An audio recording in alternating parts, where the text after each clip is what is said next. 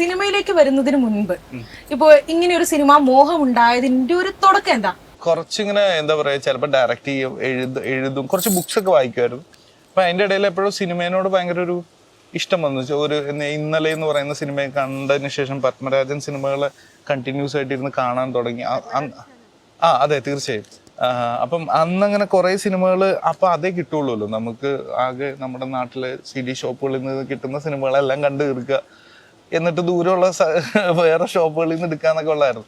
അപ്പൊ അത്രയും ലിമിറ്റഡ് ആയിട്ടുള്ള സ്പേസിലുള്ള എല്ലാ സിനിമകളും കണ്ടു തീർത്തു. അപ്പൊ എനിക്ക് തോന്നി, അപ്പോഴും എനിക്കങ്ങനെ സിനിമയിൽ എത്തിപ്പെടുക എന്ന് പറഞ്ഞാൽ ഭയങ്കര ഒരു വലിയൊരു ഇതാണ്.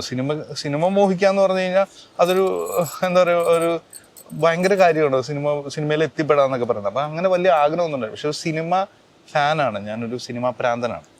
എനിക്ക് സിനിമ ഇഷ്ടമാണ്, സിനിമ കാണാൻ ഭയങ്കര ഇഷ്ടമാണ്. ഇപ്പൊ നമുക്കറിയാം ഇപ്പോഴത്തെ കാലഘട്ടത്തിൽ, അത് എല്ലാ കാലഘട്ടത്തിലും സിനിമാ പ്രേമികൾ എന്ന് പറയുന്നത് അതൊരിക്കലും അവസാനിക്കില്ല. അത് ഇങ്ങനെ ഓരോ കാലഘട്ടം കഴിയുന്നതോറും തുടരുന്നൊരു കാര്യമാണ്.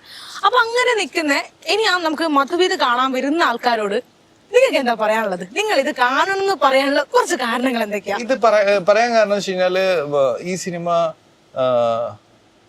ഒരു കൂൾ, എന്താ പറയാ, കുറെ ചിരിക്കാൻ കുറെ ഇതുള്ള ഫാമിലി ബോണ്ടിങ്ങുകളെ കുറിച്ച് പറയുന്ന, എന്നാൽ എല്ലാവർക്കും ഭയങ്കര ഇഷ്ടപ്പെടുന്ന സിനിമയാണ്. ഒരുപാട് ഒരു ഫാംകോം എന്നാണ് നമ്മൾ ഇതിന്റെ ജോണറിനെ പറയുന്നത്. അപ്പം ഫാംകോം ജോണറിലുള്ള സിനിമയാണ്.